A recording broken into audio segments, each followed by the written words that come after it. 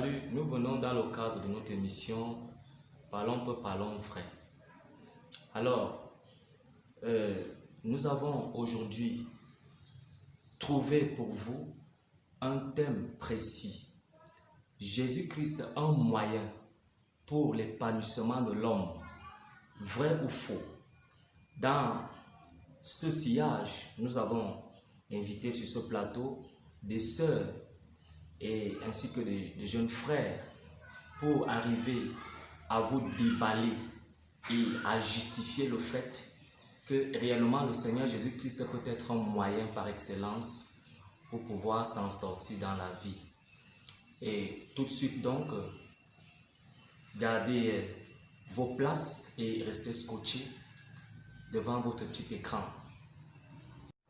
Alors, bon retour sur le plateau, mesdames et messieurs, très chers téléspectateurs. Tel que j'étais de disance, nous avons nos très chers invités qui sont là avec nous. Alors, le frère Francky, bonsoir. Bonsoir frère. Comment allez-vous? Très bien, grâce à Dieu. Gloire à Dieu. Et j'espère que vous êtes prêts pour pouvoir attaquer le thème qui nous rassemble ce soir. Bon, selon l'inspiration du Saint-Esprit, je pense que tout ira bien. Amen. Alors, tout à côté de vous, nous avons mademoiselle ou la très chère belle Jackie, qui est également parmi nous. Comment allez-vous, maman? Bien, merci.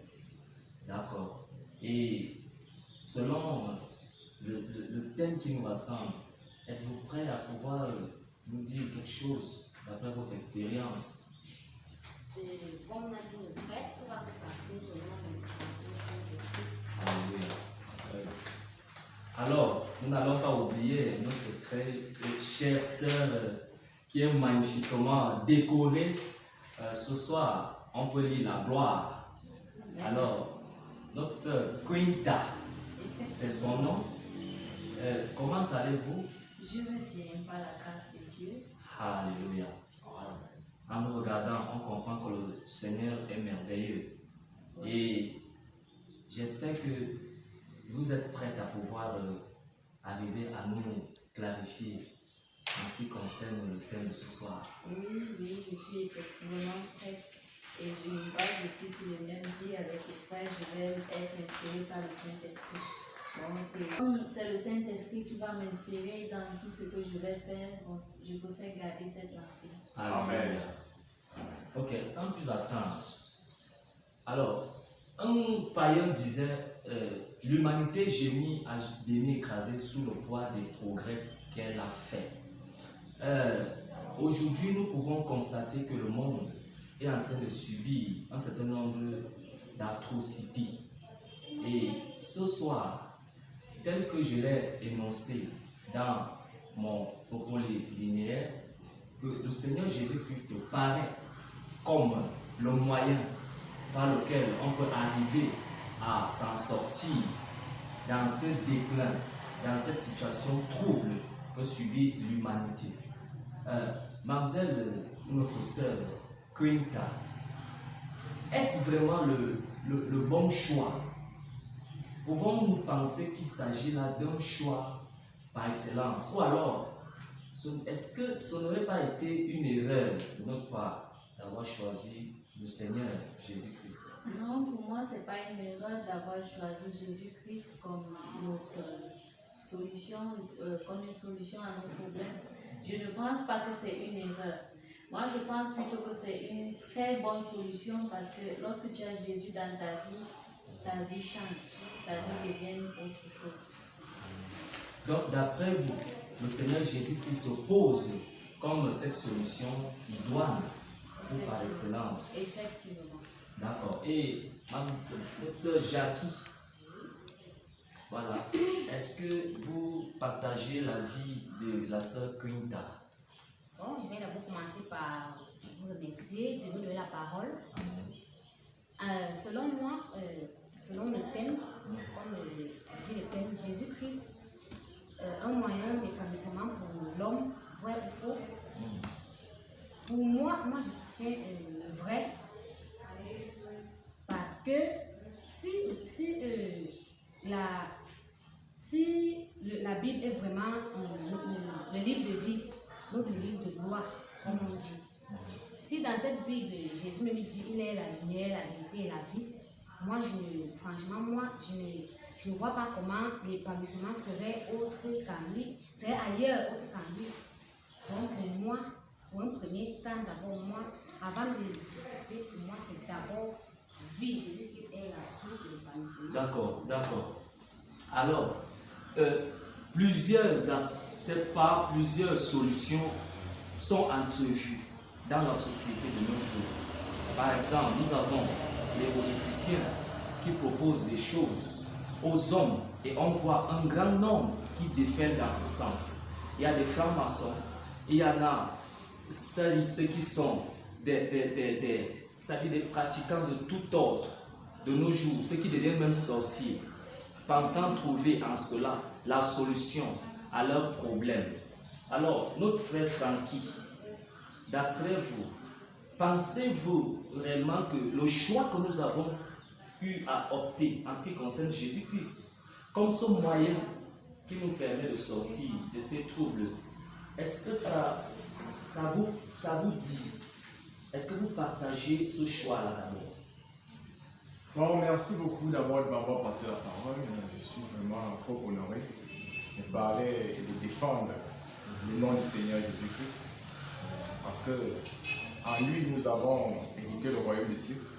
Comme il est dit lui-même dans Jean 1, chapitre 12, à tous ceux qui l'ont cru et à tous ceux qui l'ont accepté, il a fait de ceux-là des enfants de Dieu. Et nous voyons, selon la Bible est claire.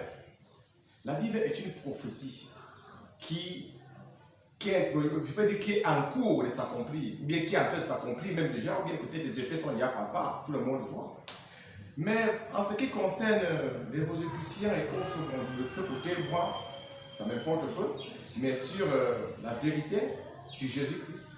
Jésus-Christ dit, je suis le chemin, vérité et vie. Le chemin dont Jésus-Christ parle ici, c'est quel chemin? C'est le chemin dont nous empruntons chaque jour. Premièrement, ou bien la vie que nous menons en quotidien, c'est le chemin dont Jésus-Christ nous parle. La vérité, c'est cette vérité qu'il a passée à dire aux gens, enseigner aux gens. Et la vie éternelle n'est pas seulement la vie du ciel, mais ici-bas, on peut d'abord hériter de la vie de Jésus-Christ. Donc, ce qui veut dire quoi? Ce qui veut dire qu'on n'a pas besoin de se compromettre. On n'a pas besoin d'aller vendre son âme. On n'a pas besoin d'emprunter ces chemins pour atteindre son objectif. Si Jésus-Christ lui-même dit que la vie de Jésus-Christ, ce n'est pas seulement la vie du ciel. La vie de Jésus-Christ commence d'abord ici. Si Jésus-Christ est capable de te donner la vie éternelle, il aussi est capable de donner la vie ici sur terre. Donc, raison pour laquelle moi je trouve que c'est vraiment trop insensé. Je dirais même, je serais un peu trop grossier, je dirais même que c'est trop pensez idiot. Trop idiot vraiment pour ces personnes vraiment qui ont mis cette réflexion-là en jeu, ou bien peut-être qui pratiquent cette réflexion-là. Moi, je ne partage pas cette même avis parce que je sais que Jésus-Christ est le chemin et Jésus-Christ est capable de donner qui il veut, quand il veut et comme il veut. Amen. Donc, vraiment, je suis vraiment du même avis que mes sœurs. En Jésus-Christ, tout est possible et tout est capable. Amen. Amen. Et vraiment, il faut le rappeler que plusieurs mains, effectivement, sont tendues, vu la situation qui prévaut. Les hommes sont dispersés, il y en a qui versent, effectivement, et qui acceptent ces propositions de tout ordre, telles que je viens de le dire. Et pensez-vous vraiment que ceux qui choisissent ces autres voies sont idiots? Et si on peut considérer qu'ils sont idiots, est-ce que vous pouvez arriver à démontrer à chaque personne? Parce que je pense que lorsque quelqu'un s'engage à faire un choix, la personne a mûri sa pensée. Qu'est-ce qui vous a motivé à vous lancer dans cette aventure avec Jésus-Christ? Et qu'est-ce que le Seigneur Jésus-Christ vous donne? Qu'est-ce qu'il apporte effectivement comme preuve pour arriver à dire à ceux-là qui vont ailleurs que voici des preuves palpables? Je voulais savoir, qu'est-ce que le Seigneur Jésus-Christ donne concrètement aux hommes? Je reviens notre sœur Koinita. Bon, moi, Qu'est-ce que le Seigneur moi, ce que je sais que le Seigneur nous donne lorsqu'on est en vie, c'est déjà de un, la vie éternelle. Parce que lorsque tu crois au Seigneur, ça veut dire que Dieu lui-même déjà, il t'a déjà accepté. Parce que si tu refuses le Seigneur, ça veut dire que tu as refusé Dieu. Et moi, je crois que lorsque tu as Dieu, tu as tout. Lorsque tu as le Seigneur, tu as déjà tout. Tu ne manques plus de rien. Et aussi même la paix d'esprit. Parce que je vais juste prendre un exemple sur moi. Lorsque je vivais encore dans le monde, j'avais des nombres de, bon, je vais ne pas être obligé, je vais dire des copains, plusieurs. Lorsque tu es dans le monde, tu as des problèmes, oh tu sors avec mon gars, oh tu as des problèmes et tout, mais lorsque je vais vraiment remercier le Seigneur parce que le Seigneur m'a sorti de loin. Parce que maintenant je vis, je suis en paix, je suis en paix parce que oui, j'ai accepté le Seigneur dans ma vie. Tu vois que le fait d'accepter le Seigneur dans ta vie, ça peut changer toute une chose dans ta vie que tu ne peux même pas imaginer. Donc le Seigneur Jésus-Christ vous a enlevé ce que vous voulez dire de la vie de débauche qui était pour vous comme un mal. Donc il vous a délivré de cette vie et c'est une bonne chose pour vous. Très bonne. Moi j'aime déjà cette vie. Moi j'aime cette vie. D'accord. Et notre sœur Jackie, pensez-vous, ou alors, pouvez-vous nous donner des arguments qui tiennent, qui justifient le fait que le Seigneur Jésus-Christ mérite d'être ce choix-là? Donne-nous des éléments concrets. Qu'est-ce qu'il vous a fait? Qu'est-ce qu'il a fait dans votre vie? Qu'est-ce qu'il a apporté de nouveau? Qu'est-ce que vous pouvez nous dire? Claire, oui. Bon, ce que je peux dire, c'est d'abord, je vais toujours parler sur le thème, parce que c'est même la source, c'est là que tout ce que nous allons dire ici. Le thème, c'est Jésus-Christ. Un moyen pour l'homme, c'est de l'homme pour s'épanouir. Moi, je dis, oui, d'abord, on va d'abord définir l'épanouissement, c'est quoi? C'est quoi d'abord? Qu'est-ce qu'on entend par épanouissement? Je ne sais pas, comme elle a dit, il y a des jeunes qui vivent maintenant dans les boîtes de nuit, des bars et tout ça. Pour eux, c'est aussi une part d'épanouissement. Mais selon moi, d'abord, pour commencer, l'épanouissement, c'est quoi? L'épanouissement, c'est la paix. Quand on dit que tu es épanoui, ça veut dire certains soucis ne sont pas dans ta tête. Tu n'es pas attaché à certaines choses, c'est-à-dire tu es libre. Donc, c'est d'abord la paix intérieure. C'est ça pour moi l'épanouissement. Et pour moi, je vais aussi prendre un exemple. Ce n'est pas comme ça peut être pour moi, comme ça peut être pour quelqu'un d'autre. Quand tu vis, peut-être tu vis hors de Christ, puisque quand tu vis dans le monde, quand tu n'es pas dans le monde, tu ne connais pas Christ, réellement, tu n'es pas épanoui. Puisqu'il y a, par exemple, moi quand j'étais dans le monde, donc ma tête était bloquée, n'était pas épanouie, tout était limité. Et quand même si tu pars dans les bars, tu manges, tu descends, tu crois que tu manges. Donc pour moi, je disais donc que pour moi, c'est ça, c'est la vision, c'est l'opinion que moi je me fais de l'épanouissement. Et donc ce que par rapport à votre question, frère Théophile, moi ce que Jésus a fait dans ma vie, c'est un de me sortir de ce tumulte de pensée, je peux dire, je ne sais pas, ce cachot de faux épanouissement là. Maintenant je peux dire j'ai l'épanouissement parce que moi je suis épanouie parce que j'ai la paix du cœur et je sens mes pensées qui s'étendent là, donc je peux oser tout maintenant. Pour moi c'est ça l'épanouissement, c'est ce que Christ a fait. Il m'a tout appris, il m'a appris ce que c'est que la vraie liberté. Si tu ne connais pas ce que c'est que l'amour par ça veut dire que tu n'es pas épanoui, tu n'es pas libre. Donc en gros, c'est inexplicable. Donc, pour dire la même chose, que le Seigneur vous a également délivré de plusieurs maux dont vous étiez victime. Oui, c'est une façon également d'interpréter que dans ce monde troublé, cette société qui est en train de plomber dans toutes sortes d'aberrations, le Seigneur peut également arriver à faire quelque chose, n'est-ce pas? Bien sûr, si je parle de quelque chose même, voilà. Et par rapport à ce que vous avez dit là au début, il y a des gens qui viennent dans la rose au poids et tout ça, voilà. Tout ça, parce que l'homme est d'abord, comme on dit en philosophie, un roseau pensant. Quand tu parles que ton intérieur est en vie, et ça fait qu'il y a, nous vivons dans un monde où il y a tellement d'opinions. Les philosophes vont venir vous dire que le travail concourt à l'épanouissement de l'homme. Et quand ça te dit que le travail, dans ta tête, quand tu n'as pas une pensée, quand tu n'as pas une pensée profonde, tu vas te limiter au travail. Et il y a plusieurs types de travaux. Tu vas passer peut-être à l'argent, aux choses. Donc c'est ce qui fait en sorte que, comme vous avez dit, on parlait tout à l'heure des francs-maçons et tout ça. Ce qui pousse tous ces gens à faire ces choses, peut-être à oublier que c'est que nous vivons d'abord dans un monde où les idées sont confondues. Donc les idées se bousculent partout, on parle un peu de partout. Et les gens, quand toi tu as l'esprit, sois-en sûr que dans ta tête, ça sera un tumulte de je peux m'arriver à venir. D'accord. Frère Francky, voilà, nous revenons sur le même fait. Nous voyons que, d'après notre sœur, la sœur Brinta, elle fait comprendre que le Seigneur Jésus-Christ l'a délivré de la débauche, par exemple. Ça, c'est un exemple concret.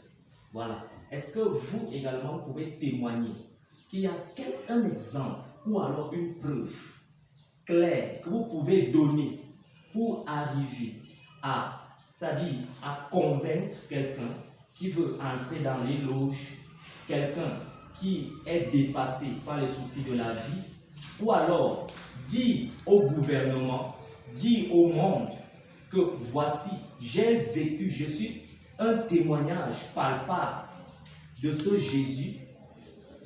Est-ce que vous pouvez également arriver à l'adopter pour qu'il y ait ce changement?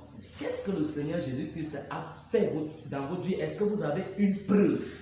Est-ce que vous pouvez nous dire quelque chose pour pouvoir également arriver à changer cette situation qui sévit le monde? Merci une fois de plus, frère Théophile, de m'avoir passé la parole. Et j'ai béni le ciel, j'ai béni Dieu de nous avoir réunis ici pour parler de sa part. Parce que c'est trop important. Bon, de mon côté, j'ai plusieurs témoignages. Mais je veux juste vous narrer un seul, celui qui m'a le plus marqué. Parce que Jésus-Christ il a beaucoup fait dans ma vie, trop de choses même, que je ne peux pas me décider de compter maintenant, parce que c'est tellement énorme. Mais pour d'abord commencer à ce qui concerne les Rosicruciens, eux, bon, ils ont leur point de vue. Mais selon les Écritures, lorsque Jésus-Christ dit « Venez à moi, vous qui êtes chargés et fatigués », cette parole n'est pas en vain. Venez à moi, vous qui êtes chargés et fatigués, je vous donnerai quoi? Du repos. Au début, pour moi, c'était difficile lorsque je suis dans le monde. C'était vraiment trop difficile à comprendre. Mais avec le temps, parce que lorsque Jésus-Christ se révèle en toi, tel que la Bible le dit et l'explique, nul ne peut venir au Fils s'il n'a été attiré par le Père. Oui, donc ce qui veut dire que, bon, à moi vraiment, lorsque je vivais dans le monde, je n'étais pas encore attiré par le Père, je me disais que c'était des paroles en vain, c'était des vaines paroles qui n'avaient pas de sens. Mais lorsque Jésus-Christ s'est révélé à moi, lorsque j'ai rencontré Jésus-Christ, lorsque j'ai croisé Jésus-Christ devant ma porte, j'ai compris que ces paroles n'étaient pas en vain. Je parle de moi, où je suis là, j'ai vécu beaucoup de choses. Premièrement, d'abord, je parle d'une stérilité de 7 ans. J'ai fait 7 ans de stérilité, mon frère. C'était pas facile. Tu sais que de nos jours, si tu n'as pas d'enfant, tu n'es pas considéré. Oui. J'ai fait tout ce que l'on peut faire dans le monde, ce que le monde nous impose. Mais ça n'a pas donné. Pourquoi? Juste parce que Jésus-Christ voulait me montrer qu'à lui seul se trouvent toutes les solutions à tous nos problèmes. Dès que je suis allé vers Jésus, dès que je l'ai rencontré, dès que je me suis un peu endonné, me confié un peu à lui, automatiquement, il a exaucé ma prière, ce que le monde n'a pas pu faire. Ce que les hommes n'ont pas pu faire, mais Jésus-Christ l'a fait. Jésus-Christ l'a fait. Voilà un premier témoignage vivant. Et j'avais des preuves. Alors qu'est-ce que vous pouvez dire au monde, au gouvernement, à ce petit garçon dans la rue qui est en train de déprimer, de sombrer dans les alcools, la drogue, les cramoles, ainsi de suite? C'est le mot qui mine la société aujourd'hui. Qu'est-ce que vous pouvez lui dire en ce qui concerne ce Jésus-Christ, que effectivement il est la solution il peut encore apporter la paix, l'espérance dans sa vie. Concrètement, qu'est-ce que vous pouvez ajouter? Bon, j'aimerais simplement dire à mon frère qui me regarde maintenant, ou à ma soeur ou à mon père, j'aimerais juste vous dire que Jésus-Christ est fidèle. Et Jésus-Christ n'est pas un menteur. Il n'est pas un homme pour mentir. Si lui-même il a dit, il est capable. Mais ce qui nous dérange, ce qui nous retient en captivité, ce qui nous manque, c'est que nous pensons tout faire de nos forces, de nos propres forces, de nous-mêmes. Par contre, nous ne pouvons pas. C'est Dieu seul qui pourvoit à tous nos besoins. Ce qui veut dire quoi? Ce qui veut dire que toi, jeune de maintenant, c'est vrai, la chair nous impose son rythme, on est tellement vieux, on veut vivre pendant notre jeunesse, on veut. Mais j'aimerais juste vous dire que là, c'est que nous vivons selon nos pensées. Et les pensées de l'homme ne sont pas les pensées de Dieu. Les voies de l'homme ne sont pas les voies de Dieu. Lorsque un être humain naît, ta vie est déjà classée. Dieu a déjà planifié toute ta vie. Cela veut dire quoi? Cela veut dire qu'il suffit juste de vivre dans la droiture de Dieu. La droiture de Dieu n'est pas facile. Pourquoi? Parce que la chair veut toujours imposer son rythme et l'esprit aussi est là pour te murmurer et pour te montrer le bon chemin. Alors là, c'est pas facile. Qu'est-ce qu'il faut donc faire à ce temps-là? Il faut donc faire appel à qui? À Jésus-Christ. Comment peux-tu faire donc appel à Jésus-Christ? Premièrement, tu t'abandonnes à toi-même. D'accord. Là, nous allons arriver plus tard. J'aimerais dire ceci. Voilà. Nos gouvernements ont des chefs à leur tête, l'exécutif. Nous avons le Premier ministre, ainsi de suite. C'est bien organisé. Alors, nous savons que si nous nous attaquons à la tête, par exemple, en lui disant, c'est le Seigneur Jésus qui est le prince de paix, demande-lui la sagesse, alors il saura t'inspirer cette sagesse pour pouvoir diriger un État. Et également, toutes ces autorités, nous pouvons faire de même, arriver à leur dire que c'est le Seigneur Jésus-Christ qui est la solution à tout ce que vous pouvez vouloir. Par exemple, comme les pandémies qui sévissent la société ou le monde aujourd'hui, comme le Covid-19, pour que l'on arrive à une solution idoine, arriver à leur dire qu'il ne s'agit pas de créer des syndicats, des organisations en désordre, mais chercher à trouver une sorte ou forme de réconciliation avec le Seigneur Jésus, ou chercher à renouer avec le Seigneur Jésus. Alors, j'aimerais nous amener quelque part. Si le Seigneur Jésus était vraiment cette solution, je pense que lorsque nous parlons de religion, on trouve des milliers de personnes qui vont dans des églises aujourd'hui. Des milliards de personnes qui se disent dans les religions. Est-ce que cela ne pouvait pas constituer une sorte d'espoir que nous allons vivre une solution, nous allons pouvoir sortir pour pouvoir s'en sortir? Alors, il y a des masses qui sont dans les églises aujourd'hui, donc, dirais-je, mais on ne trouve pas un réel changement dans la société, dans la vie, le monde ne change pas. Est-ce que cela serait parce que l'on aborde mal, c'est-à-dire la personne ou alors la croyance en ce Jésus? Bon, la suite après la publicité.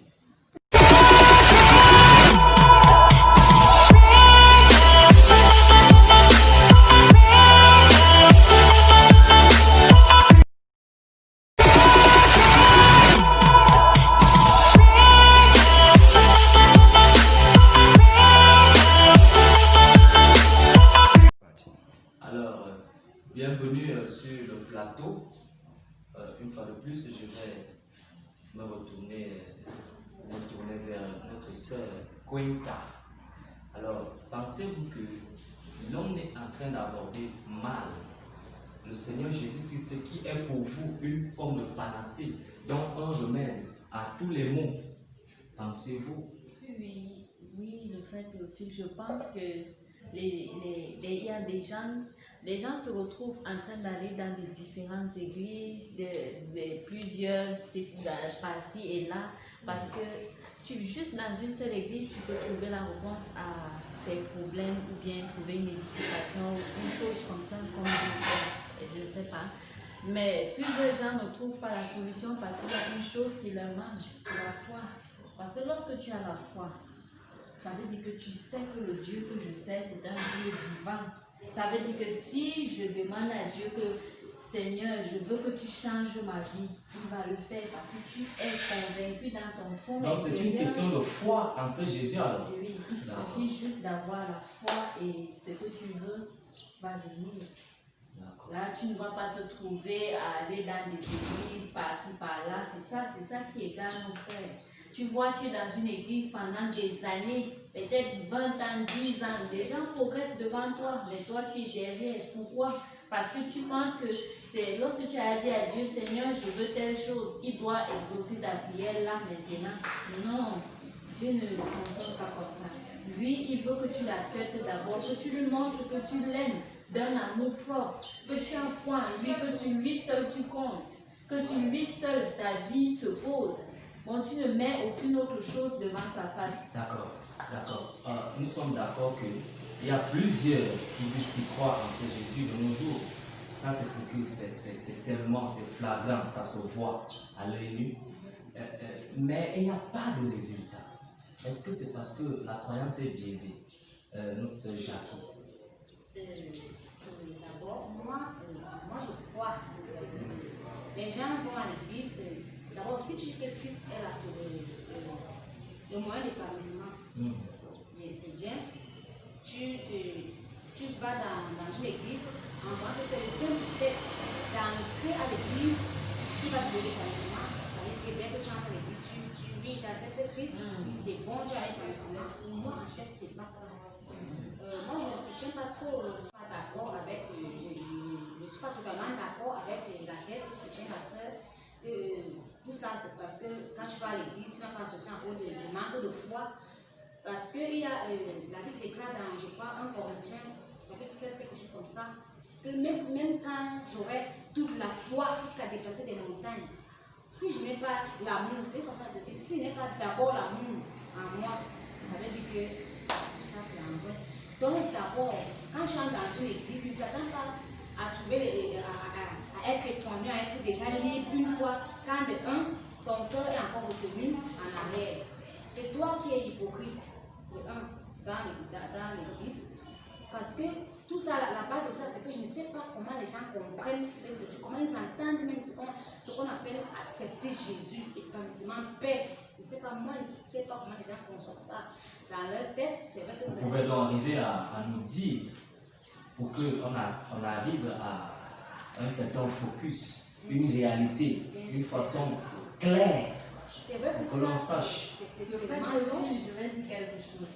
Lorsque la sœur Jackie dit il suffit, ce n'est pas le fait d'avoir la foi que Dieu peut exaucer à nos prières. Non, je ne pense pas, je suis aussi trop d'accord avec vous. Bon, je vais juste dire que la foi, pour moi, la foi est universelle. Parce que lorsque tu as déjà la foi, ça veut dire que tu sais que le Dieu que tu sais est là. Je m'en parce que tu dis ça. Non, Jackie, je n'ai pas dit que vous m'avez contredit. Je veux dire que la foi déjà, c'est universel. La foi déjà, quand tu as la foi, derrière cette foi, tu as l'amour. Derrière cette foi, tu as la tempérance. Derrière cette foi, tu as la patience.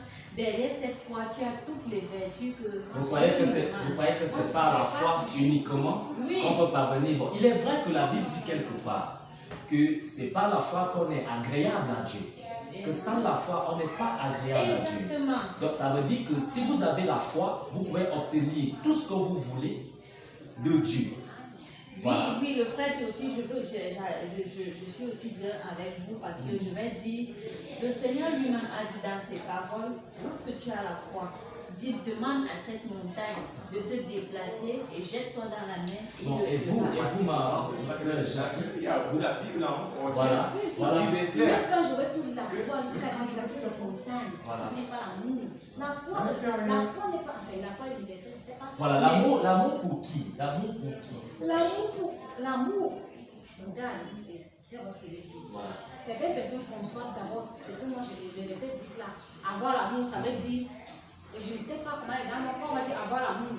Tu aimes Dieu, Seigneur, à l'église, tu t'enroules, Seigneur, mais tu n'aimes dans ton cœur, tu n'aimes pas ton prochain. Ça, ce n'est pas l'amour. Donc l'amour pour moi, c'est vraiment, c'est-à-dire, je ne sais pas, il n'y a pas de thème. Comme je l'ai dit, le langage humain ne peut toujours pas expliquer. Pour moi, je ne trouve pas d'explication. C'est pour ça que quand je ne sais pas comment les gens conçoivent l'œuvre de Dieu. Ce n'est pas le fait d'accepter Christ ou d'avoir la foi. C'est beau d'avoir la foi, c'est bien la foi, c'est d'abord la base de tout. Est-ce que c'est possible d'arriver à croire à ce Jésus tel que vous pensez? Est-ce que c'est possible? Est-ce que c'est possible d'arriver à croire comme cela se doit, d'avoir cette foi vraie envers lui et de recevoir tout ce que vous voulez, tout ce que vous lui demandez? Est-ce possible? Alors nous revenons avec le frère Jean, le frère Francky. Vous revenez un peu sur la question, s'il vous plaît, j'étais un peu distrait. Oui, j'aimerais savoir, puisqu'il y a tellement de croyants, entre guillemets, qui vont à l'église, des gens qui défèrent dans les synagogues. Et là, d'après nous, ce soir, nous pensons que le Seigneur Jésus-Christ est le moyen par lequel nous pouvons, c'est-à-dire arriver à contourner les fléaux, les difficultés de la vie. Alors, quand on regarde, on se rend compte qu'il y a tellement de chrétiens dans le monde, ceux qui disent qu'ils croient en Jésus, mais il n'y a pas de solution. Il n'y a pas c'est-à-dire, l'homme ne s'en sort pas.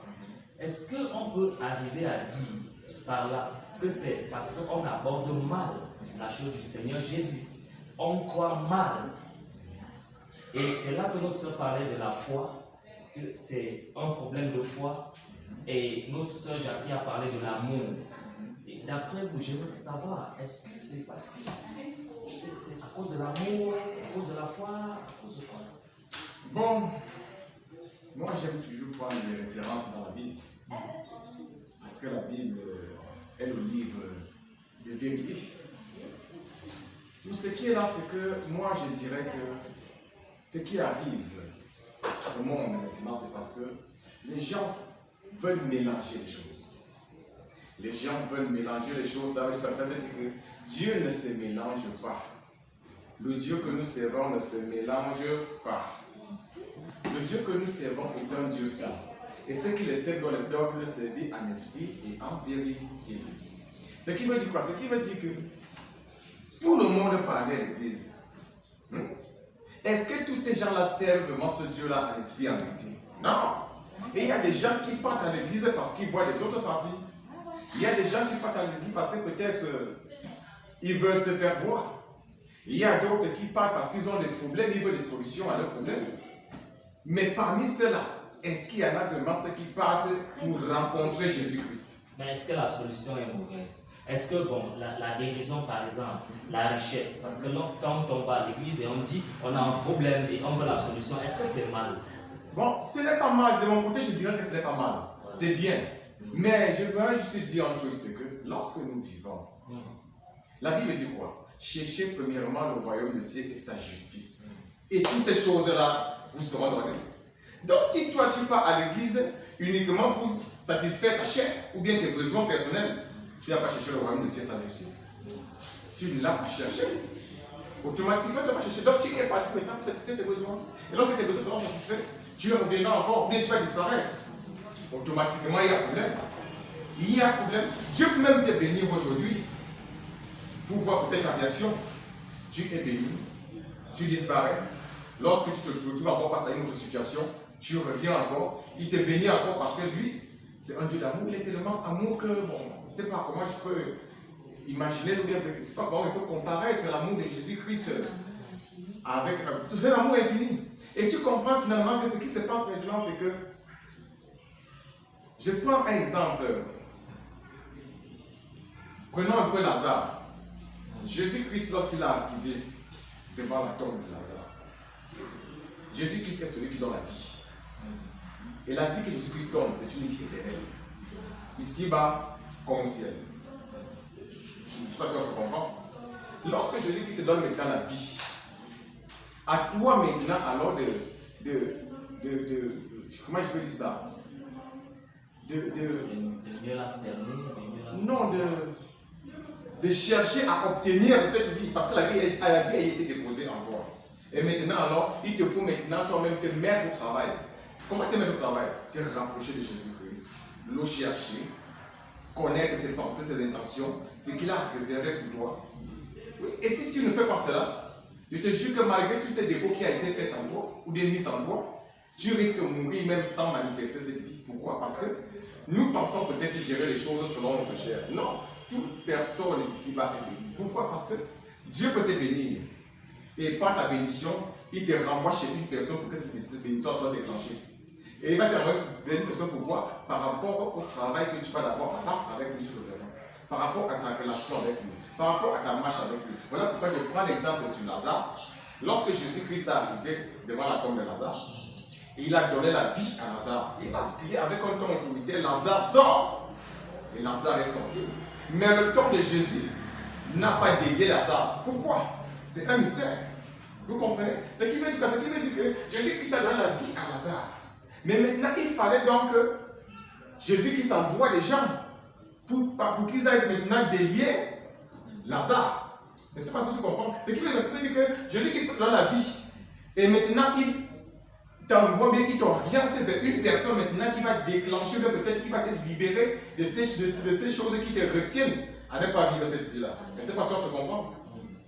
Donc, effectivement, ça. Donc, beaucoup de gens partent à l'église maintenant pour leurs besoins. Ils ne cherchent pas premièrement le royaume de Dieu, là, c'est sa justice. Ils veulent maintenant, ils veulent satisfaire leur chair. Jésus-Christ peut te bénir et toutes ces choses-là, c'est vrai. Mais si tu n'es pas sincère avec lui, la Bible dit que même les bénédictions seront transformées en malédiction. Effectivement. Ce qui veut dire quoi? Ce qui veut dire que quand tu ne marches pas conformément à ses lois, ou à ses ordonnances, automatiquement tes bénédictions peuvent se transformer en malédiction. Est-ce que c'est possible pour un président de la République, par exemple, un chef d'État, un ministre, d'accepter, tel que vous êtes en train de décrire, c'est-à-dire le cheminement, tel que vous êtes en train de décrire, cette façon de recevoir le Christ et de pouvoir bénéficier des avantages venant de lui. Est-ce que c'est possible d'arriver à convaincre un président de la République, puisque ce sont eux qui tiennent les rênes de la société, arriver à lui faire comprendre que c'est possible d'accepter le Seigneur Jésus de cette manière-ci, telle que vous êtes en train d'expliquer. Et lorsque vous l'auriez fait, le Seigneur Jésus-Christ pourrait vous accorder tous les avantages rattachés à lui. Est-ce que c'est possible? Je reviens avec notre soeur Quinta. Oui, pour moi c'est possible. Est-ce que c'est possible de pouvoir parler à un président, un ambassadeur, un ministre? Pour moi c'est possible parce que je vais dire quelque chose de banal, c'est que auparavant lorsque Dieu utilisait des prophètes pour passer des messages aux gens, peut-être des saintes personnes, des rois ou des gens comme ça. Mais toi tu es un simple prophète, on te voit saint. Mais lorsque Dieu dit va faire ça, lorsque le temps de Dieu sonne, que va faire telle chose, va faire telle mission, il n'y a pas de personnalité devant toi qui compte. Ça veut dire que le message de Dieu doit être déposé, ça doit être annoncé. Si le Seigneur a demandé que tel président doit faire telle chose, ça veut dire qu'il doit le faire. Sinon, il subira sa colère. C'est le cas avec Jonas à Ninive. On a lu dans la Bible, lorsqu'il est arrivé à Ninive, qui était une grande nation, et tout le monde pouvait le regarder comme un moins que rien. Et lorsqu'il est arrivé, il a annoncé la bonne nouvelle. Et on a vu comment le peuple s'est soumis. Ils ont pris des cendres et des sacs, ils ont porté, ils ont prié à Dieu, ils ont regretté, et le Seigneur a eu à faire quelque chose. Très bien. Notre sœur Jackie, est-ce que vous pensez que celui qui fume dans la rue, le jeune homme qui souffle, et qui vous dit que lui, il sait que c'est la cigarette, les cramones, la drogue qui constitue son moyen d'épanouissement, son moyen d'échappatoire pour pouvoir être bien. Est-ce que vous pensez que vous pouvez aussi arriver à le convaincre que Jésus-Christ est ce moyen? Bien sûr, parce que le jeune qui est dans la rue, qui fume, qui fait ce qui dit que c'est ça son moyen d'épanouissement. C'est facile, mais c'est même facile de connaître que c'est son moyen de d'épanouissement parce que ce qui fait d'abord ce qu'il a dans ces choses-là, c'est d'abord la raison humaine. Parce que nous nous sommes fait tellement de raisons dans les têtes qui font en sorte qu'on oublie même l'essentiel. Je prends par exemple dans le monde, je ne sais pas, je vais dire ça comme ça. Moi je vois quand en Christ il y a des jeunes garçons qui jeûnent, qui font les jeûnes de 1 mois, de 2 mois. Mais dans le monde, on te dit qu'un jeune garçon normal ne peut pas tenir par exemple 2 semaines sans avoir toutefois des relations sexuelles avec une femme. Ça, c'est une raison qui se sont faites dans la tête. Alors qu'en Christ, quand un jeune prend un jeune de 1 mois, est-ce qu'il est mort? Qui t'a dit que si tu fumes, si tu as peut-être des problèmes, comme on a dit, quelqu'un dit là, tu es orphelin, tu n'as pas les moyens. Bon, et ceux qui vivent dans des maisons de luxe, avec les parents qui leur donnent tout ça, tes 35 millions, tes 35 milliards, tu n'attaques pas dans un compte, mais tu fumes, tu voles, toi tu fais, bon, qu'est-ce qui te manque? Si vraiment la récession, c'est parce que tu dis, à ce jeune-là qui fume dans la rue, moi je vais dire, fumer, boire, les cramois, tout ça, ce n'est pas ça. L'épanouissement, ça c'est une raison que tu t'es fait dans ta propre tête. C'est pas l'épanouissement. Christ est l'épanouissement de un parce que de un, quand tu es en Christ, tu vas apprendre que fumer, déjà dans le monde, on nous apprend que fumer n'est pas bon, ça détruit. Comment qui te détruit pour comprendre le questionnement, mais Christ, on dessine sur le truc, on dessine, on montre un cadavre, donc c'est impossible. Bon, est-ce que tu es aveugle de pouvoir que je fume, je bois? Les drogues, à la longue, ça te crée des incapacités mentales. Comment tu peux dire que c'est ça qui est ton épanouissement? Donc tout ça, comme ça, sont les idées que les hommes se sont faites. Et il y a un endroit là où on dit, ne vous remplissez pas la tête, ne vous trompez pas par vos faux raisonnements, parce qu'on a des raisonnements informés.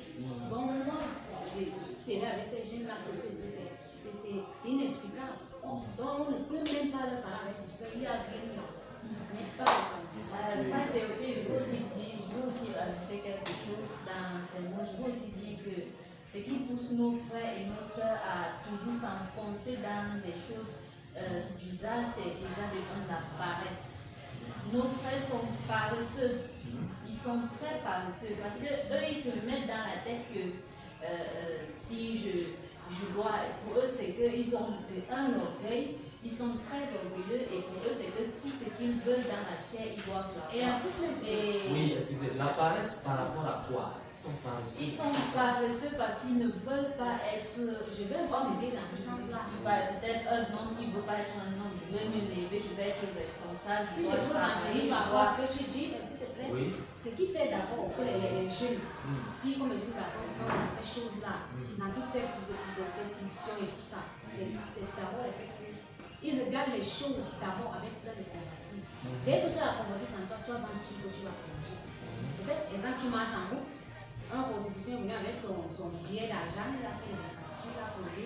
Tu vas marcher, tu vas voir peut-être un lingot d'or, tu vas regarder avec les yeux pleins de convoitise, la chair va vibrer, tu vas ramasser. Les hommes sont friands d'argent. Bien sûr, mais par contre, si tu regardes avec d'autres yeux, tu vas t'en rendre compte. Au-delà du lingot d'or que tu vois, si tu regardes bien, peut-être c'est une simple feuille morte.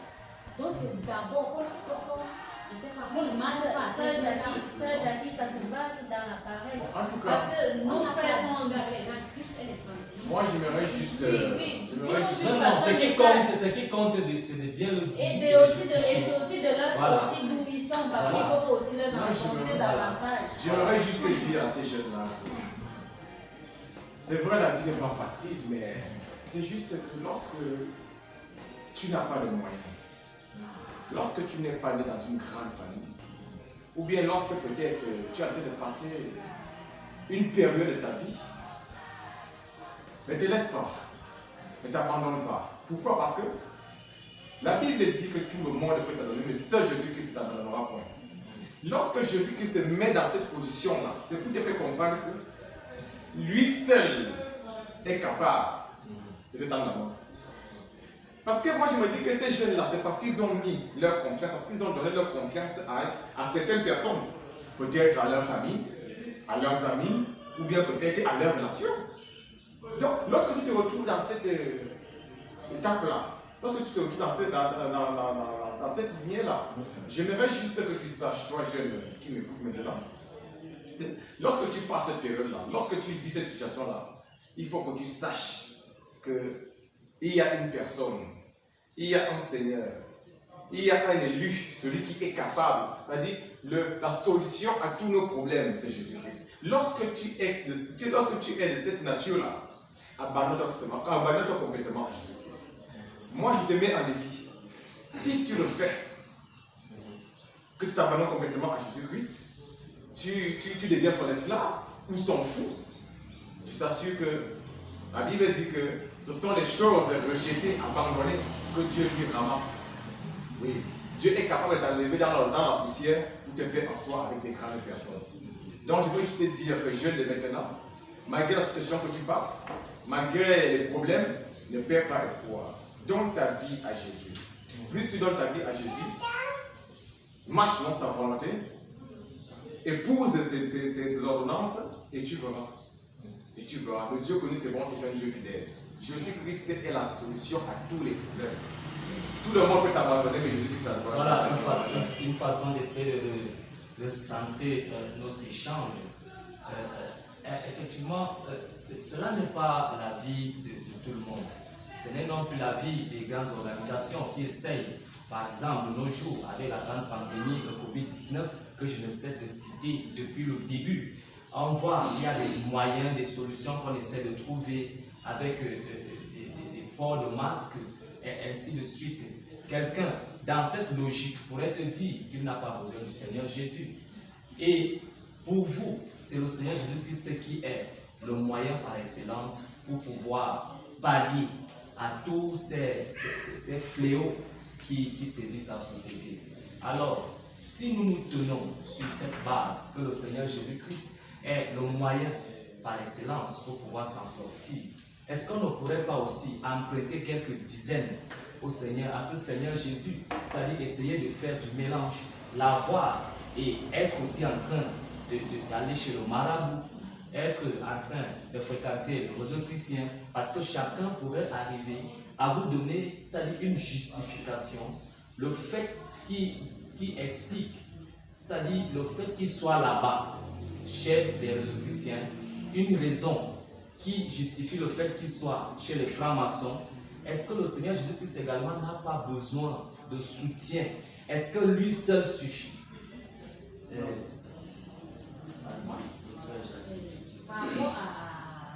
Est-ce que le Seigneur Jésus-Christ est l'unique moyen? Est-ce qu'il suffit? Si tu l'as, tout va bien. Bien sûr, parce que dans le premier temps, bien sûr, si tu as le Seigneur Jésus, tout va bien. Mais dans le cas du Covid-19, en réalité, il y a, comme j'ai dit toujours, il y a des choses que nous ne pouvons pas éviter. J'ai dit, comme si la Bible est le livre de loi, c'est comme ça, mon père, c'est un miroir, c'est notre miroir. Si ce qui est écrit dans la Bible est ce à quoi nous devons croire, ça veut dire qu'il y a des choses que on ne peut pas éviter. Tu peux, même si tu as le Seigneur Jésus, mais quand, je sais pas, quand Dieu punissait les gens auparavant, par exemple dans le cas des Amalécites, il y avait une génération qui avait bloqué les enfants d'Israël qui sortaient d'Égypte. Mais après, il y a des innocents qui sont nés. Dieu est amour et Dieu n'est pas, il est amour. Il est juste. Il pouvait tenir compte que non, ces innocents-ci, comme cela sont à mort, je laisse. Je prends l'exemple. Donc, mais c'était ce qu'il a dit avant quand cela s'est fait. Il a promis qu'il va faire payer à Amalek. Donc, automatiquement, ça devait arriver. Innocent ou pas, vous tous, vous devez passer à cette vérité. Donc, par rapport au Covid-19, pour moi, même si tu es le Seigneur Jésus, quand le Seigneur dit au dernier temps, il y aura des trucs, si le Seigneur dit que tu es le Seigneur Jésus ou pas, si le Covid-19 vient, ça va te prendre, c'est que ça va te prendre. Mais si ça te prend, ça va dire que ça t'a pris de la même façon, je ne sais pas comment je peux expliquer, de la même façon que quelqu'un qui n'a pas Christ. Donc, ça, Jackie, je vais ajouter quelque chose. Je vais prendre un exemple dans la ville de Sodome et Gomorrhe. Ils étaient déjà dans une vie très impure. Mais tu vois que parmi tous ces gens, parmi tous ces sacs pourris, il y a encore des gens qu'on peut sauver, non? Et par exemple, nous allons prendre la vie de Lot.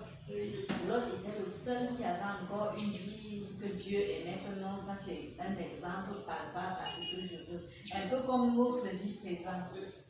Oui, c'est une prophétie qui doit s'accomplir. Mais Dieu tient quand même compte. Bien sûr. Dieu, nous sommes dans la même logique. S'il te plaît, ta question c'était encore si pensez que si tu as les s'il suffit, si le Seigneur Jésus-Christ seul suffit, oui. est-ce qu'avec lui seul, vous pouvez vous en sortir? Puisque les sociétés aujourd'hui sont en train de mettre sur pied un certain nombre de stratégies, de méthodes pour pouvoir résoudre les problèmes de la société. Alors, il y en a qui vont vous dire qu'ils n'ont pas besoin de Jésus. Alors, et bien d'autres même entrent dans d'autres loges, dans d'autres cercles, pour essayer de trouver des solutions pour remédier aux différentes situations critiques qui sévissent le monde. Alors, je vais demander sur la base, tenant compte de la base sur laquelle nous sommes, que c'est le Seigneur Jésus-Christ qui est le moyen par excellence. Est-ce que lui seul suffit? Ou alors on pourrait lui emprunter quelques dizaines pour le soutenir avec en allant chez le marabout? Aucune dizaine du tout emprunté. Lui seul suffit. Lui seul Parce suffit. que moi, regardez, je ne sais pas, je vais dire peut-être quelqu'un de l'État qui va regarder cette émission et regarder. Depuis que cette affaire de Covid a commencé, moi personnellement, je n'ai jamais mis le cache-nez dedans. Je l'ai mis rarement. Est-ce que le cache-nez est mauvais? Est-ce que le masque est mal? C'est pas Pourquoi mal. vous ne le mettez pas? Parce que moi, je sais que le Covid là, moi je suis convaincue. Vous n'êtes pas corona. Ça ne faut pas avoir la tête. Moi, je pense que ce que la sœur dit est vrai. C'est juste que le cache-nez n'est pas mauvais du tout. Le cache-nez est bien. Pour certains, mais pour les véritables chrétiens, le vrai cache-nez, le véritable cache-nez, c'est la mort de Jésus. Amen. Amen. Donc, mais nous pratiquons ces choses juste parce que c'est la Bible même qui nous impose de respecter l'autorité. Le gouvernement. Oui, donc parce que l'autorité, les autorités, bon, on dit que l'autorité vient de, comment on dit ça? Oui, toute autorité vient de Dieu, oui, c'est ce qu'il veut dire. Donc quand il nous impose un rythme, on peut obéir. Pas parce que. De plus, le Seigneur Jésus lui-même étant sur la terre a dit donne à César ce qui appartient. Si nous mettons ces choses-là, c'est pas parce que nous fuyons la maladie. C'est juste parce qu'on veut juste mettre en pratique ce que les autorités nous imposent. Mais sinon, en vérité, pour un véritable chrétien de maintenant, le Covid-19 ne doit pas nous effrayer. Ce qui arrive maintenant, là, ça devait arriver. Pourquoi? Parce que la prophétie biblique doit s'accomplir. Si ça n'arrive pas, alors si ça arrive, ça veut dire donc que ce qui est écrit dans la Bible est faux. Toutes ces écritures-là sont fausses. Ce n'est pas vrai. Mais il faut que cela arrive. Lui-même a dit ça dans sa Bible, dans ses paroles, qu'il faut que cela arrive. Pour que les gens sachent la période ou le moment dans lequel nous sommes. Un véritable chrétien ne doit pas se poser des questions. Pourquoi le Covid-19? Celui qui médite bien sa Bible. Vous avez bien dit véritable chrétien. Je parle de véritable. Un véritable chrétien ne doit pas se poser des questions. Pourquoi? Parce que ces choses-là sont bibliques. C'est écrit noir et blanc dans la Bible. Il suffit de méditer la Bible. Tu n'as pas besoin de demander. Tu connais même, tu sais, toi qui renseigne même, toi qui dis même aux gens la période dans laquelle nous nous trouvons. Mais quand tu ne médites pas ta Bible, comment sauras-tu cela? Tu ne pourras même pas le savoir. Donc vraiment, c'est une décision. C'est une décision qui est la souveraineté de Dieu. Il a pris sa décision, il a mis son cachet, il ne peut pas changer ça. Le Covid-19 doit se faire arriver. Et le Covid-19 doit faire le ravage. Même comme certains chrétiens vont mourir. Parce que d'autres, parce que les gens mélangent maintenant les pédales. Il y a des gens, quand ton temps arrive, si peut-être tu devais mourir du Covid, la vie de tout un chacun est classée. Si tu dois mourir du Covid-19, tu vas mourir. En plus, je pense que le prophète Élisée dans la Bible est mort d'une maladie, issu d'une maladie. Effectivement. Voilà, donc c'est possible également qu'un vrai chrétien Dieu soit victime de ce Covid-19, n'est-ce pas? Effectivement. Donc cela n'exclut pas le fait, ou alors cela n'est pas de nature à effacer qu'il est un vrai chrétien. Bien sûr. Voilà. Ça se décache Parce que sinon, normalement dans la norme. Les hommes de Dieu ne mourraient plus des accidents, des maladies, Voilà. des séquelles. Dans la norme, avec cache-nez ou sans cache-nez, lorsque ton temps arrive, lorsque Dieu a décidé à mettre son cachet, lui ne parle de ça. Tu dois sauf que mourir. vérité. Personne n'est éternel. Nous sommes tous appelés à mourir. Mais néanmoins, Peu importe la manière dont on va partir, je prends le temps de Jean-Baptiste. Jean-Baptiste a été. On a coupé sa tête, tout le monde a vu. Mais lui, il a mérité quoi? Un serviteur de Dieu plein. C'est qu'il n'était pas dans les affaires pour être plein. Mais c'est pas Dieu. Donc ça veut dire que Dieu sait comment il gère ces choses. D'accord. Le fait donc d'être victime des troubles, d'être victime des hostilités de la vie, en étant un réel chrétien, ou alors en étant chrétien, ne signifie pas forcément que Jésus-Christ n'est pas ce moyen par excellence, bien sûr. c'est-à-dire par lequel nous pouvons nous en sortir. Donc, établi sur le fait que Jésus-Christ est dans ce vrai moyen et cette unique solution efficace Effectivement. pour pouvoir s'en sortir dans la vie. Monsieur le ministre. Voilà, voilà. Ça veut dire que nous avons tous besoin de Jésus-Christ. Effectivement. En ces temps de la fin, c'est le Seigneur Jésus-Christ qui est, c'est-à-dire l'unique échappatoire. La star, N'est-ce pas? la star de tous les temps. Alors, je reviens sur cette question. J'aimerais savoir, voilà, avec le frère Francky, pensez-vous que c'est facile pour tout le monde de pouvoir accepter Jésus? Si oui, c'est-à-dire le servir en esprit et en vérité, comme dit la parole de Dieu.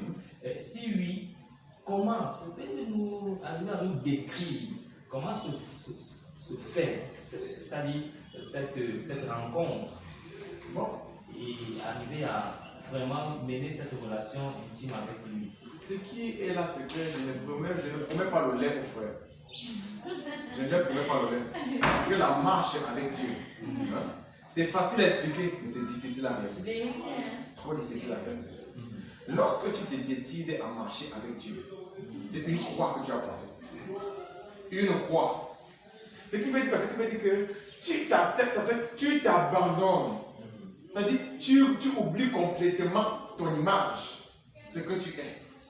Parce que si tu essaies de mettre ton image, ou bien peut-être ce que tu es en valeur, automatiquement, tu vas rétrograder. Tu t'oublies, tu t'abandonnes complètement. Et lorsque tu t'abandonnes complètement, qu'est-ce qu'il faut mettre sur pied? Il faut donc mettre ces lois et ces ordonnances. Quelles sont ces ordonnances? Je n'ai pas fait ceci, je n'ai pas fait cela. Voilà ce qu'il faut, voilà ce qu'il faut pratiquer. Tant de choses que vous connaissez tous. Une fois que tu as mis ça sur pied, Présentement, celui qui nous regarde là, le frère qui nous regarde là, ne connaît pas. Donc j'aimerais que vous arriviez à nous donner le canevas. Est-ce qu'il existe un canevas? Est-ce qu'il existe une méthode que l'on pourrait adopter pour entrer en relation avec ce Jésus? C'est que nous voulons savoir. bon, ce qui est là, c'est que pour le jeune de maintenant, ou bien pour la personne qui me regarde, si tu n'as pas encore accepté Jésus dans ta vie, comment fais-tu passer Jésus-Christ? Premièrement, d'abord, tu te répands d'abord tes péchés. Quand je parle de se repentir de ses péchés, cela veut dire quoi? Cela veut dire que si tu faisais des choses qui ne plaisaient pas, qui n'étaient pas agréables à Dieu, tu t'éloignes d'abord premièrement de ça. Deuxièmement, maintenant, bon, certes, les gens critiquent des églises. De nos jours, tu plies tes genoux, tu demandes à Dieu de t'orienter vers une église, une vraie, où tu vas rencontrer la parole en esprit et en vérité. Tu pries. Et la sanctification vient après. Donc, je ne vais pas te demander de te sanctifier. Pourquoi? Parce que ça sera un peu compliqué pour toi. Mais pour un début, tu commences à demander la localisation de ton église, donc tu as besoin de servir ton Dieu tranquillement, premièrement. Deuxièmement, tu te sanctifies. La sanctification. Quand il parle de la sanctification, ça veut dire que toute chose qui peut suivre ton corps, tu te loin de ça. Ça veut dire la première des choses, c'est que tu dois d'abord reconnaître que tu es un pécheur. Tu es un pécheur. Voilà. Oui. Lorsque tu reconnais que tu es un pécheur, Oui. tu te soumets, Tu te répands de tes tu péchés. te répands de tes péchés. Oui. Voilà. Et maintenant, l'ayant déjà accepté, est-ce que tu l'appelles d'abord avant de te repentir, avant Bon, ce qui est là, c'est que de te soumettre? la Bible dit que l'homme ne peut rien faire de lui-même. Voilà. L'homme n'a aucune force, aucune intelligence, aucune sagesse. Voilà. Tout vient de Dieu. Cela veut dire qu'il faut d'abord faire appel à Dieu. Que Seigneur, alors si j'ai besoin de servir, un esprit en vérité. Mais pour cela, je me retrouve face à beaucoup de choses qui m'éloignent, ou bien peut-être qui m'empêchent. Voilà. Oui, je me rapproche de toi. Automatiquement, non. Lorsque tu l'invoques, toi aussi, tu essaies un peu de te concentrer dans cet engagement, oui, effectivement, cet engagement. Automatiquement, donc, lorsque tu t'es déjà concentré dans cet engagement, tu l'as appelé, il va faire face à cette situation-là. Pourquoi? Parce que quand il me dit quoi? Toquez, l'on vous suivra. Invoquez-moi pendant le temps de vos détresses, je vous répondrai. Lorsque tu te trouves face à cette situation-là, dès que tu l'invoques, il va apparaître. Mais je ne te dirais pas qu'il va apparaître d'une manière brusque ou bien physique. Oui. Petit à petit, tu vas voir que ces choses qui te liaient tellement à ce monde, un petit changement commence à l'intérieur. Et une fois que le changement commence à venir, plus tu t'éloignes du noir, plus tu te rapproches de la lumière. Donc tu commences à t'éloigner maintenant du monde pour te rapprocher maintenant du Seigneur. Et maintenant, alors, il y a des choses. Parce que ce que l'homme dit, c'est que il y a des principes que l'homme doit établir avec Dieu pour avoir son cachet. Tu peux beau faire tout ce qu'il faut, c'est vrai, mais il y a des choses que si tu ne fais pas cela, tout ce que tu as fait est dans toi. C'est du folklore, c'est même en même temps. Maintenant, alors tu reçois maintenant le baptême. Comme tu as reçu le baptême de repentance, maintenant, alors il te faut maintenant le Saint-Esprit. Il te faut maintenant recevoir un baptême du Saint-Esprit, s'il faut trop dire. Maintenant, une fois recevoir maintenant le baptême du Saint-Esprit, le baptême du Saint-Esprit maintenant alors te donne une nouvelle vie. La sémence, la nouvelle sémence qui était avec toi a disparu. Le Saint-Esprit a tout le temps compris dans ta vie maintenant. Tu deviens un bébé devant. Tu deviens comme un nouveau-né. Voilà. Aux yeux de Dieu de l'Éternel. Donc, elle dit que tu recommences une nouvelle vie. Voilà pourquoi la Bible dit, et je pense dans Corinthiens, on dit souvent que lorsque tu as reçu Jésus-Christ dans ta vie, les choses anciennes sont oubliées et les nouvelles choses sont effectivement. Donc, tu deviens maintenant une nouvelle créature. Tous tes péchés ont été oubliés, tous tes péchés ont été pardonnés. Voilà. Tu as reçu maintenant une nouvelle sémence, tu dois maintenant grandir avec cette sémence en toi. Comment grandir avec cette sémence maintenant? La sémence maintenant qui est en toi, qui est l'Esprit de Dieu, ne se nourrit pas de la nourriture. Ça se nourrit de la parole, des œuvres de Dieu, de la méditation, des prières et tout ce dont nous consommons, que l'on peut faire pour faire plaisir à Dieu. Les actions de grâce, les sacrifices, les holocaustes, toutes ces choses-là. Automatiquement, la sémence commence à grandir. Et lorsque maintenant, l'amour, oui, l'amour, toutes ces choses-là, la sémence commence à grandir. Lorsque la sémence commence maintenant à grandir, automatiquement, l'esprit commence à voir maintenant le dessus sur la chair. La chair commence à disparaître.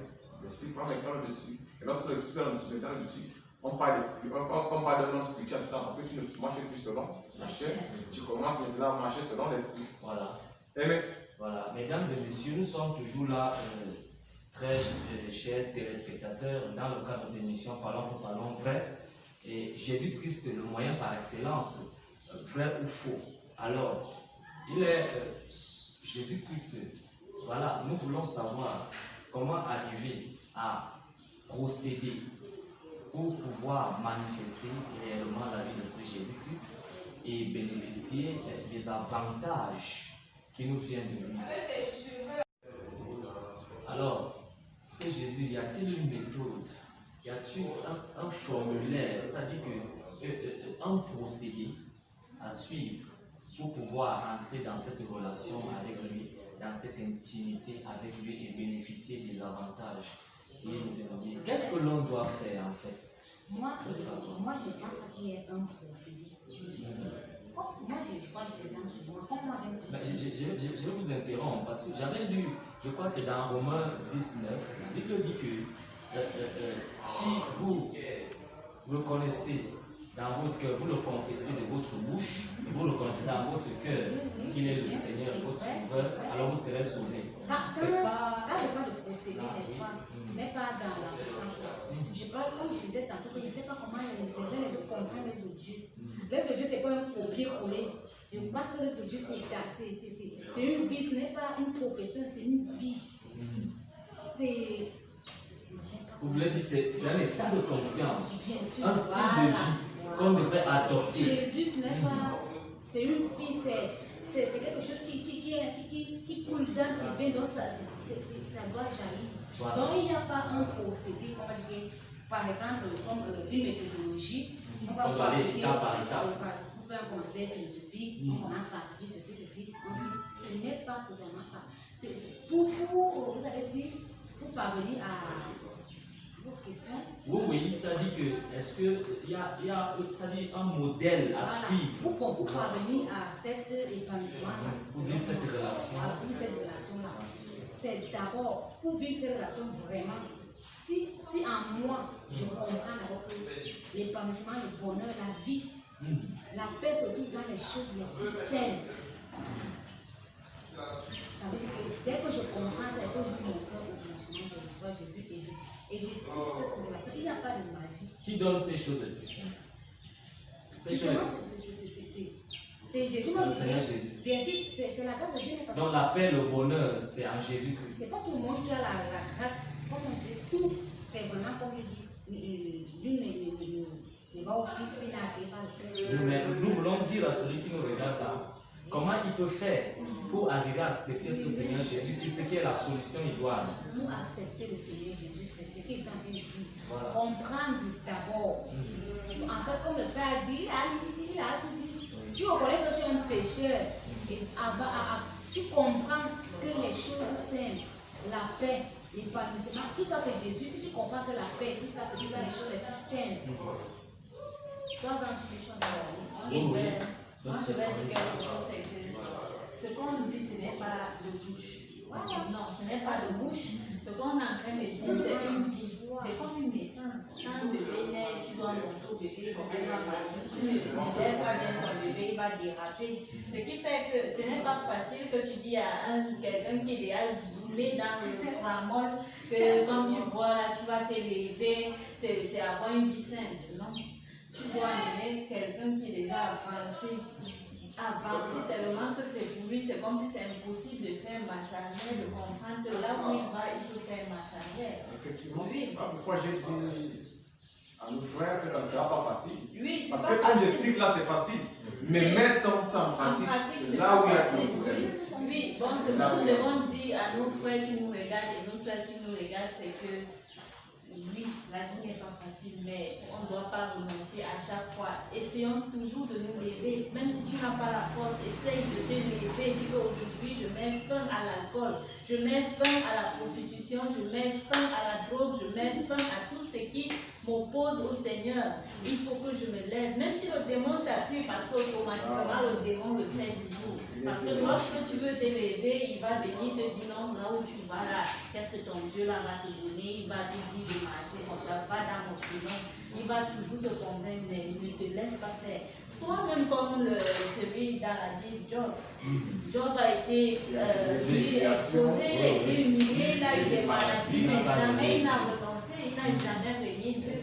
Il ne faut jamais renoncer. Essayons plutôt de toujours se lever. Moi aussi, je suis un exemple palpable. Je sors de loin, mais je suis le Seigneur parce que moi, je ne me suis pas laissé faire. Je me suis levée et j'ai tenu tête au devant. Voilà. Ce que je vais dire à toi, ma soeur qui me regarde, ou mon frère, il faut te lever, ne te laisse pas faire. C'est pas déjà le mot de pouvoir. Donc, ça signifie que le Seigneur Jésus-Christ demande également à faire des sacrifices. Donc, lorsque tu le reçois, pour pouvoir bénéficier de lui, tu as besoin de faire des sacrifices. C'est ça? Voilà, parce que dans Jean, je me rappelle bien, dans Jean chapitre 3, verset 16, il dit Dieu a tant aimé le monde qu'il a donné son Fils. Donc, lorsque on parle de l'amour, dans cette relation intimité avec lui, il y a également le fait de pouvoir se donner soi-même. Le fait de pouvoir, c'est-à-dire maintenant abandonner ce qui comptait pour nous. La vie du monde, voilà. La chair, c'est-à-dire qu'il faut s'ouvrir à un dépouillement. Voilà, pour que le Seigneur Jésus-Christ s'impose en soi pour pouvoir bénéficier des avantages du salut. Une vie si saine et simple, je ne sais pas pourquoi mes frères ne veulent pas la voir, je ne demande pas une vie si simple. Ce qui est là, c'est que moi aussi, je comprends aussi parce que lorsque tu n'as pas encore rencontré Jésus, tout ce qu'on peut dire là, vraiment, ce sera un peu difficile pour eux. Mais moi, je vous assure que lorsque vous allez le rencontrer, ce type-là, cet homme sucré-là, est tellement doux que vous ne pouvez pas l'imaginer. Mais moi, je t'assure, mon frère, toi qui me regardes aujourd'hui, ou mon père, ou ma soeur, le jour que tu vas rencontrer Jésus-Christ sur ton chemin, ce n'est pas quelqu'un qui te dit que va servir Jésus. Tu vas partir toi seul. Tu vas courir seul. Donc vraiment, faites des efforts. Vraiment. Je sais que ce n'est pas facile, mais sacrifiez-vous. Parce que le plus grand sacrifice que l'on puisse donner à l'Éternel, c'est quoi? C'est son corps. Offre ton corps à l'Éternel et tu verras. Mets-le en défi. Tu verras. Il n'est pas un menteur. Et Voilà. il aime ça quand on le met en défi. Il aime ça. Voilà. Le monde cherche très loin. Le monde se débat pour rien. Alors que la solution n'est juste là qu'au bout de notre ligne. Et aussi même mes frères d'ailleurs, ils aiment.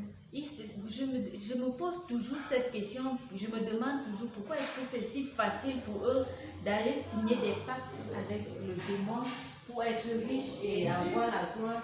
Mais difficile, ces conditions non, lourdes. parce que ces conditions lourdes même ne sont pas faciles à vivre. Parce que lorsque tu vois quelqu'un qui est dans les choses, des choses Non. là, il ne vit pas une vie zen. Le diable les voit les yeux.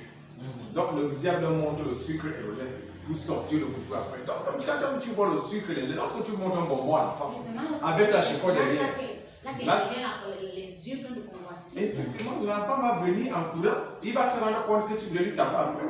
Donc, pour lui mettre ça, quand tu peux taper ton enfant qui te fuit, tu le montres au bonbon, Et tu caches la chiffon derrière, dès qu'il arrive, tu arrêtes sa main, tu le tapes. Donc, c'est ça, la vie de maintenant, les jeunes de maintenant. Le diable montre le bonbon avec le couteau derrière. Et pourtant, Donc, c'est pas le chemin. c'est pas le chemin. Ils aiment la facilité. C'est la facilité qui tue maintenant la facilité. C'est pas Voilà. la vie. Voilà. Ce qui compte, c'est la solution lorsque quelqu'un est en difficulté. Et cela est, je crois, l'essentiel même de notre débat. Alors, mes très chers téléspectateurs qui nous suivent actuellement, tout ce que nous pouvons arriver à soutenir ici, c'est que vous avez avec vous tous les jours ce moyen par excellence, cette voie du salut qui est toujours là et que vous ne voyez pas. Ce moyen-là, c'est Jésus-Christ. Et tel que vous l'aviez entendu tout à l'heure, c'est facile de pouvoir l'accepter parce que tous les jours de votre vie, à chaque moment, à chaque instant, il vous tend la main. Et si un seul instant vous arrivez à accepter, la Bible déclare qu'il se tient à la porte de votre cœur et il frappe. Si vous ouvrez, alors il entrera et il va souper avec vous. Donc, je crois, pour ma part, que c'est la seule et l'unique moyen, l'unique solution à pouvoir sortir de ce drame, de cette dépression que le monde est en train de connaître aujourd'hui. Alors, pour le mot de fin, je vais me tourner vers notre frère encore, le frère Francky. Pour vous, quel est le conseil que vous pouvez arriver à passer à cet auditoire, à tout ce beau monde-là qui te regarde aujourd'hui? Tu es un jeune très mignon, très beau. Apparemment, on douterait même de penser que tu peux arriver à t'abandonner, à laisser cette vie de dehors, cette vie de débauche, cette vie de péché pour te tourner vers Christ. Mais, ça dit que, étonnamment, on se rend compte que vous aviez pu accepter ce Seigneur Jésus-Christ-là. Alors, quel est le conseil que vous pouvez passer à tous ceux-là qui vous regardent aujourd'hui? À ce monde qui souffre, qui peine, qui pleure, qu'est-ce que vous pouvez dire? J'aimerais vous dire, ou te dire, frères, sœurs, ou bien parents, restez fermes. Restez seulement accrochés à Jésus-Christ. Ne faites pas confiance à votre beauté. Ne faites pas confiance à votre richesse. Ne faites confiance à personne ou à rien d'autre au monde que à Jésus-Christ. Car lui seul est capable. Malgré les tribulations, malgré les problèmes que tu peux vivre, reste accroché. Que ton regard reste fixé sur Jésus-Christ. Tant qu'il est encore aussi sur le trône, il y a espoir. Tant que tu vis, il y a espoir. Sacrifie-toi, adonne-toi et deviens son esclave. Tu verras que même si tu rates ici-bas, mais tu ne rateras pas au ciel. Amen. Donc vraiment. Oui, notre sœur Jackie également pour le monde de fin, pensez-vous que cette jeunesse, ce monde qui souffre a besoin de votre conseil? Et si oui, qu'est-ce que vous pouvez leur dire? Ce que je peux vous dire, te dire après que je regarde maintenant, ce que moi je peux te dire, c'est que vraiment, une comme moi, nous connaissons tous les problèmes que nous avons. Nous connaissons tous la vie que chacun d'entre nous vit. Et nous connaissons tous les situations et les situations où les trous que certaines positions de nos vies nous enfoncent encore. Malgré tes problèmes, tu as fait cela, mais tu n'as pas trouvé de solution. Donc ça veut dire que, en somme, pour moi, c'est en somme, au-delà de tout ce qui peut être dit, de tout ce qui peut être fait, c'est qu'il y a des épanouissements ailleurs qu'en Jésus-Christ. Parce que Jésus est la paix. Si l'épanouissement c'est la paix du cœur, et si Jésus est la paix, ça veut dire que l'épanouissement c'est seulement. Donc abandonne-toi seulement et essaie un peu d'avoir la sensation d'un homme ivre qui sort peut-être la pluie, tellement fatigué. Il laisse une seule chose dans sa tête, de se jeter sur son madame l'épaisseur de sel, je ne sais pas. Donc dès qu'il se jette là, il s'abandonne complètement à l'élément. Essaie de faire ça avec Jésus pour voir si après, comme une façon d'essayer de paraître comme un fou, comme une folle pour les hommes. Voilà.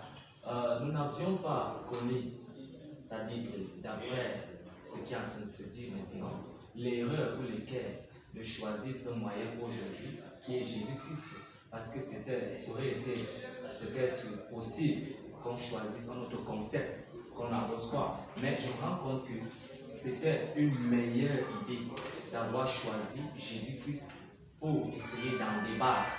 Et on se rend vraiment compte que Jésus-Christ est le moyen par excellence. Alors, notre sœur Quinta, qu'est-ce que vous pouvez arriver donc à dire d'après votre argumentaire et tout ce que vous aviez dit tout à l'heure? Voilà, ton frère te regarde, ta soeur te regarde, ton frère camerounais, ton frère japonais, ton frère américain, ton frère et consort ou ta soeur. Qu'est-ce que tu peux arriver à leur dire? Parce que particulièrement, quelque chose s'est passé dans le monde. Et tout le monde l'a constaté. Le monde est bouleversé. Une pandémie réelle. L'homme meurt, l'homme souffre. Le conseil que tu peux apporter à quelqu'un pour que la personne retrouve l'espoir, pour que la personne sorte dans cet état d'angoisse, de peur, de soucis, qu'est-ce que tu peux apporter comme pensée, comme conseil? Ce que je peux apporter comme conseil à mes frères égarés, qui sont en train de s'égarer parce qu'ils ne sont pas encore égarés. Ce que je vais leur dire, c'est comme je l'ai dit tout à l'heure, c'est de se lever et de faire face à ce qui leur domine. Parce que toi, dans ton fond intérieur, tu sais que l'alcool que je bois normalement, ce n'est pas la vie que je dois boire. Et tu sais dans ton fond intérieur que la vie ici que je mène ne me mérite pas. Mais lève-toi et dis que aujourd'hui j'arrête de boire. Il faut que je serve le Seigneur quand il le demande. Et aussi, je veux aussi toucher le cœur de mes frères qui ont déjà cru. Parce que lorsque tu as déjà cru, ça ne veut pas dire que tu es épargné. Malin, non, tu n'es pas épargné. Je vais prendre l'exemple sur le roi Salomon. Il avait demandé la sagesse à Dieu. Dieu lui a accordé la sagesse, la richesse et tout. Et il a servi le Seigneur comme il le fallait. Mais une seule chose l'a poussé à contredire le Seigneur, c'était sa faiblesse. Je vais dire à mes frères de prier le Seigneur pour que le Seigneur leur donne la force de marcher sur leur faiblesse. Parce que bien que ta faiblesse peut ruiner tout ce que tu as construit toute ta vie devant le Seigneur. Donc, levez-vous et combattez ce qui vous domine dans la chair. D'accord. Alors, très important. Très important. Nous sommes au thème de notre débat. Sommes toutes arrivées à cette conclusion. Ce que nous pouvons dire et que tout le monde peut arriver à être d'accord, c'est que c'est réellement ce qu'il nous faut.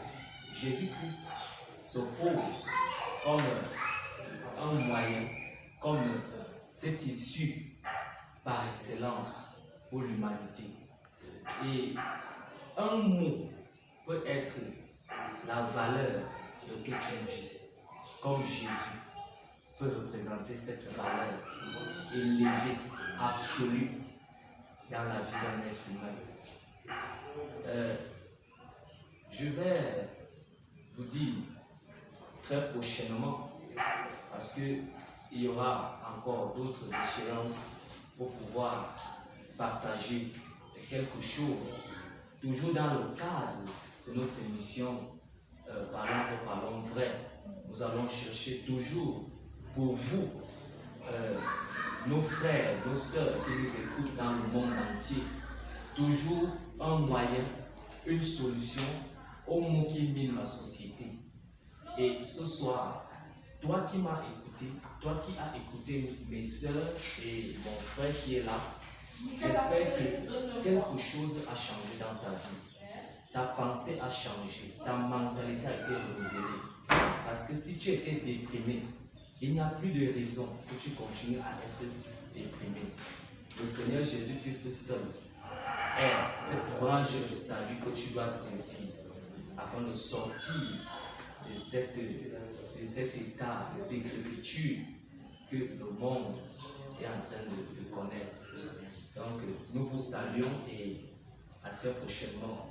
Shalom.